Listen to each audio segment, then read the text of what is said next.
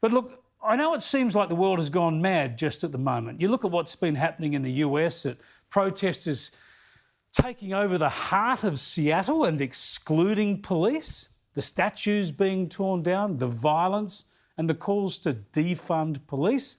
Then you see similar in the UK.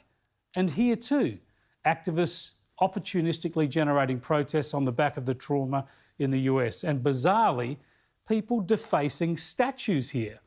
This is the modern green left, ignorant and defiant and rebellious, more interested in anarchy than politics, more interested in tearing down all that's made us great rather than the hard yards of making us even better.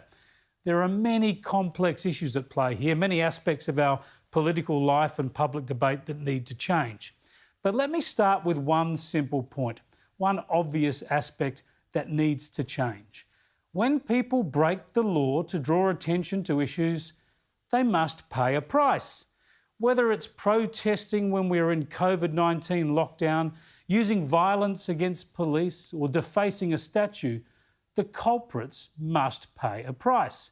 If we just chuck them in a police wagon, parade them before the courts for a couple of moments, slap them on the wrists and then set them free, there's no disincentive.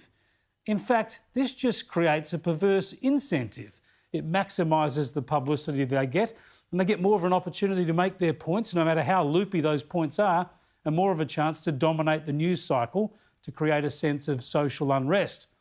There must be a law and order response. People who break the law must spend longer periods behind bars so they might see a downside to behaving like morons. Perhaps they must have their welfare payments stopped for a month, 3 months, 6 months, because they need to see a downside to behaving like morons. They need to lose their jobs, be banned from their studies, lose their driver's licences, whatever it is. If they're prepared to trample over the rights of others, then they must lose some of their privileges. And that's why New South Wales Greens MP David Shoebridge is so irresponsible. A regular guest on this program, Shoebridge has declined an invitation to talk today. One of his staffers has been charged over allegedly defacing the Captain Cook statue in Sydney's Hyde Park. But Shoebridge has wiped his hands of the matter, just noting that it was something that had happened outside work hours. Shoebridge is an elected lawmaker. He should have condemned this activity and made clear the job would go if the charge is proven. We can't give a nudge and a wink to this sort of anarchy. Citizens and politicians have got to uphold the rule of law, show respect for people and property. This is what sets us apart as a liberal democracy. Everything else we enjoy is built on the rule of law. People who undermine it must pay a price, or they'll just never stop.